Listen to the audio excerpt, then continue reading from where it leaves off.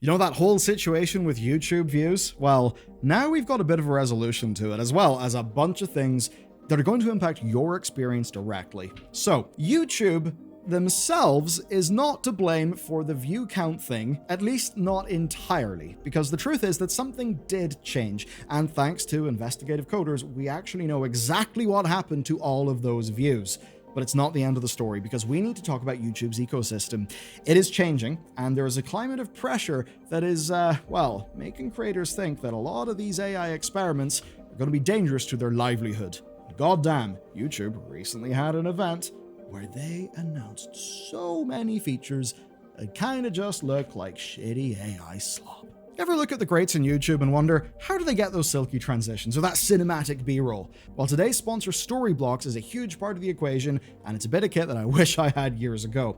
So here's what it actually is. Unlimited access to stock video, music, sound effects, and, this bit's the kicker, After Effects templates, which will let you punch way above your weight. These are things like smooth map animations, data visualizations, clean lower thirds, and of course they're templates you can customize to your own needs. It's one subscription that lets you download anything that you need. So just think about those shots that you wish you had. Aerial cityscapes, inside a data center, historical footage, abstract tech visualizations, stuff that could cost you thousands to shoot or license traditionally. And with Storyblocks, you search, you download in 4K, and suddenly you'll have your explainer video with production value that massively punches above your weight. And their licensing is completely clear for YouTube as well. That means no copyright strikes, no demonetization surprises.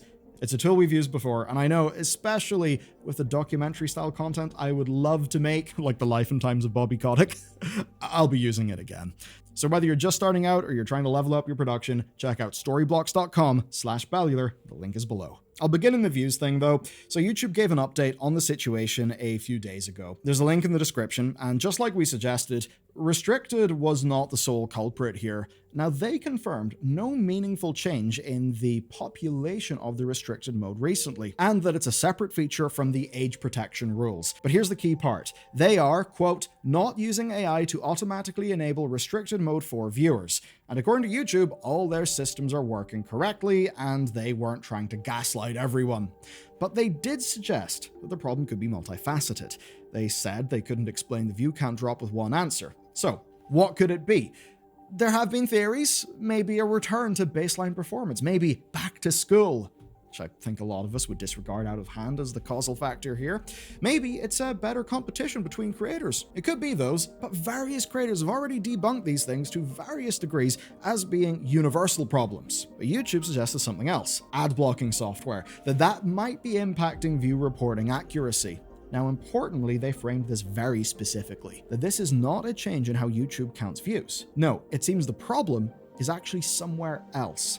Now, here's the thing. YouTube still counts views that they can see. But as it turns out, many of your views have been invisible to them, and even right now are invisible to them, even if you are watching this video.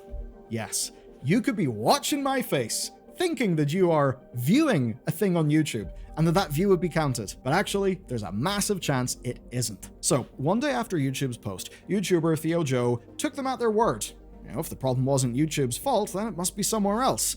And that triggered a memory. You see, he had once blocked some YouTube telemetry URLs that were tracking user activities. The result? He kept getting recommended a video, as if he had never watched it. Then some digging found more evidence. Ad blockers like uBlock Origin work through a block list of URLs, and that block list got updated with text blocking youtube.com/API/stats/ATR. Now, when do you think this was merged into the adblock extensions? August 12th. Right when the problem was first noticed. So, yeah, give yourself a gold star if you guessed that one right. And as Theo Joe put it, this kind of explains everything, including a lot of the things that I put forward in my initial coverage. That the desktop views were the only ones being impacted, that RPMs were staying the same, of course, because the disappearing views came from users with adblock, and that relative like ratios were going up because interaction tracking was still working. Others validate this theory.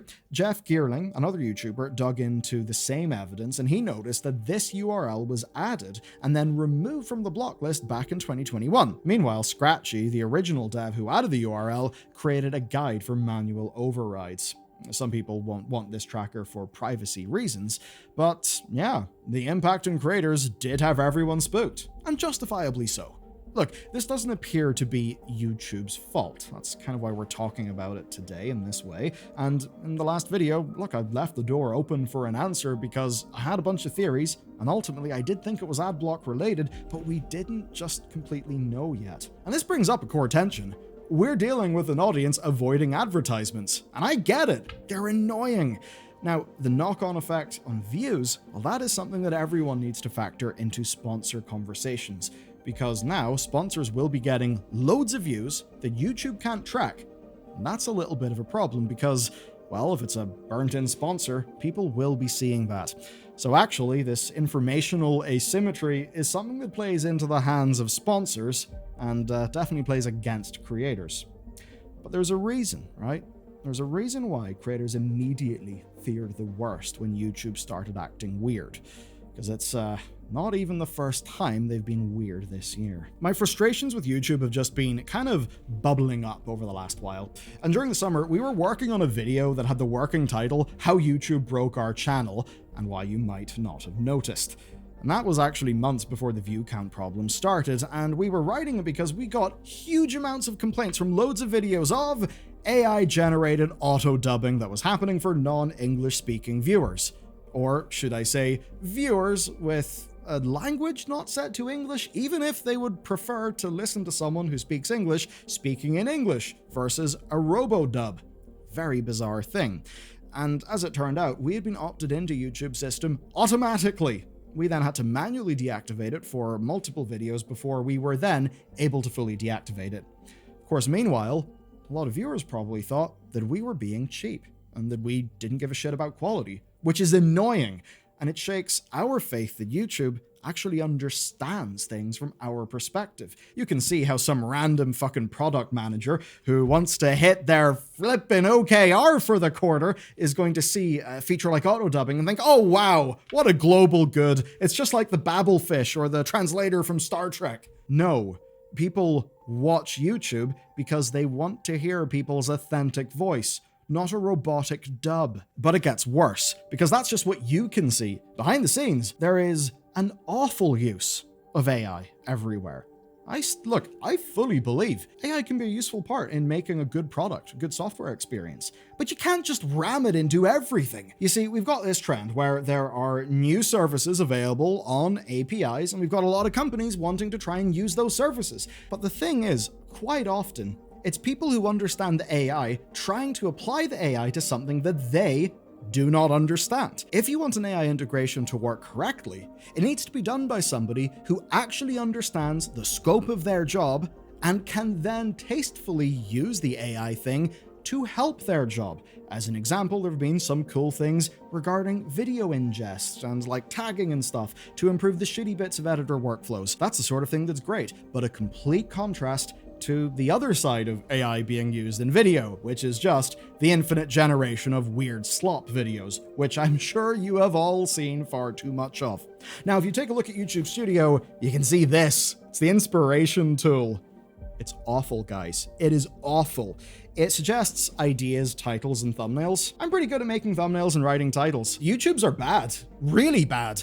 They were clearly implemented by people who don't actually know what they're doing because they're probably not creators. They're probably not customer-facing and customer-first. For shorts, you can now generate backgrounds for any audio that you want. Same goes for AI prompts when you look at the comments. Yeah, YouTube doesn't even want us responding to you in our voice. Seriously, whenever I scroll into comments in YouTube Studio, there's just all these little auto replies that it's generated. They're like, yeah, good idea. Now, what that does is allow me to give you the appearance that I am interacting with you. And that's just really fucking unethical. But here's the thing. As of last week, all of this stuff just got messier. So, just days after confirming they hadn't changed view count rules, YouTube unveiled new systems at their Made on YouTube event. And look, some of these are great. We can now test multiple thumbnails and titles properly. Now, we've been able to ABC test thumbnails for ages, but that's only so useful because, you know, a title and a thumbnail should be going together instead of one title and 3 thumbnails. So that's a really good tool. And there's some other useful stuff that, I mean, is cool, doesn't really work for us. Stuff like tagging multiple creators in videos, and there are live streaming changes that allow for live reactions, better ads, and better discoverability. And there are better moderation tools, where they will flag where your face is being recreated, basically to fight misinformation. So look at that! A good use of AI and ML stuff. But there is more. Google wants DeepMind to prove its value. And I almost feel bad for Demis in a way. It's as if, dude gets passionate about the computer science, wants to solve some real hard problems. And what's it used for? What does the company take it and use it for? Oh, weird slop things. And this does kind of suck. Though I'll start with a slightly more innocuous one, where there's now a chatbot in YouTube Studio that's basically there to give creator support and analysis. I certainly wonder what would have happened whenever all the view counts were going down and someone asked this chatbot. I have a feeling it really wouldn't have a clue. But you know what? Some people find pages upon pages of analytics a little daunting, so maybe this is a relatively innocuous use of the tech. But now for the bad stuff.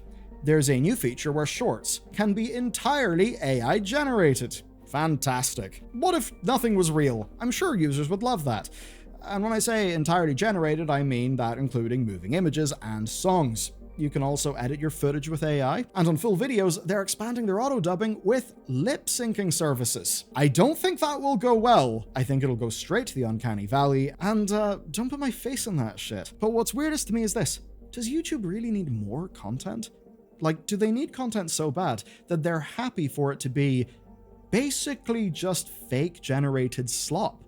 I mean, it almost seems like that, to the point where now I find it harder to find the videos that I actually want to watch, because whenever I refresh my homepage and browse about, I see so many slop videos and slop channels. Sometimes they're in my recommended box, even though they've got like 300 views and are clearly of no quality. Yet YouTube still puts them in my face and now is making tools to make even more slop. It's bizarre. And it's getting to the degree where YouTube themselves are looking utterly preposterous. They did a 6-minute recap, and the way that they were talking in a very stilted manner of, oh, I'm so excited. Oh, look, I could generate a corgi for my short. People watch videos? I know Renee knows what it's like to create video. I just find the whole situation goddamn baffling, because it doesn't seem like anything that anyone with a brain would want to watch. And speaking of that, have you looked at Facebook and Twitter lately, where both are inundated with crap that exists purely to just game the system and drive engagement scams? It's bad. So I think the creator reaction does make a lot of sense, because from our perspective, they announced an AI age verification thing. Then we had a significant view count drop. And that's all in the backdrop of real nervousness from creators, where we just want to make videos and give them to you guys so you can watch them. We don't want fake auto-dubbing to happen. We don't want our videos to be clogged out by a bunch of weird AI slop that's taking up space on home screens. If you watch someone else because their video is more interesting to you than mine, I'm happy. But if you never find my video or their video because your home feed is getting inundated with slop, everyone loses, you included, apart from YouTube, but only in the short term. Because while they may be able to juice up some of their numbers by throwing all this shit at the wall to see what sticks, in the long term, user experience matters. And the more YouTube is a degraded experience, full of slop, with low rates of trust, well, then people are going to want to go elsewhere. And certainly, YouTube, you've accelerated all of my plans of building our off-platform presence way more, because I don't trust you anymore. What does the future hold? Well, in July, YouTube recorded its 4th straight month as the biggest TV broadcaster in American homes, with 12.5% of all big screen viewing. I've certainly noticed the trend. I watch YouTube a lot on my TV, actually, and the executives behind that success have a hope. And that hope is that YouTube can replace the cable box. And what they learn from TV audiences will feed back into everything else. Because, as all of this ad block tomfoolery shows us, where can you get ads that can't be ad blocked? On mobile and TV. Now, in today's updates, almost all focus is on making streaming or shorts more approachable. The videos where most views were lost, well, they were traditional long-form bits of content. And I suppose we got an olive branch in YouTube's announcements, a thing with easily altered brand sponsorship slots that aren't baked in. And you know what? That could be a great feature for us, sure. But quite clearly, the company's focus is elsewhere. And this is all coming after a summer of pressure, where YouTube wants creators to use generative AI to keep up. They want us to go to the inspiration tab and see what their fun little slop engine says we should make, even though it is mostly full of awful ideas. I suppose they want to keep Google happy. Google's pouring billions into DeepMind. And you know what? In many ways, I do get that. I do understand why. There's things like AlphaFold. Look truly incredible. And I've certainly been able to find loads of AI use cases within my work. The thing is, none of it is facing you. Because when I see these tools, do you know what I do? I think, how can I use this to get rid of some of the shitty stuff that I don't like in my job so I can do the things that I like more and be more creative? And the funny thing is, just about every AI startup or big AI thing that I've seen be pitched to me is made by someone who doesn't understand my job, who is just trying to capitalize on AI now being a thing, and there being a bit of a bubble.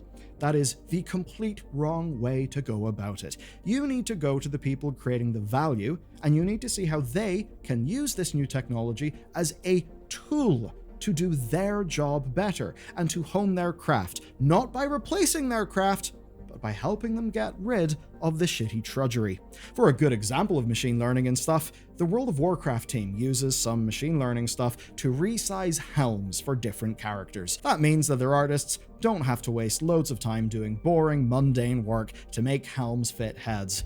That's a great use of this tech, and it couldn't be more the opposite of prompting some fresh new slop to upload to YouTube for someone to watch, I guess. This might be a bit controversial, but my hope is that the bubble bit bursts and we can just continue on with the thoughtful use of some of this technology in a way that is not just stupid bubble hype cycle bullshit. But I don't think I'm an optimist in this one, if I'm being honest. Let me know what you think. And especially, let me know what stuff has been forced on you in your job or in the things that you enjoy. I want to see examples of this done right, and I want to see examples of this done wrong. And if you want to check out something else, well, check out this video next.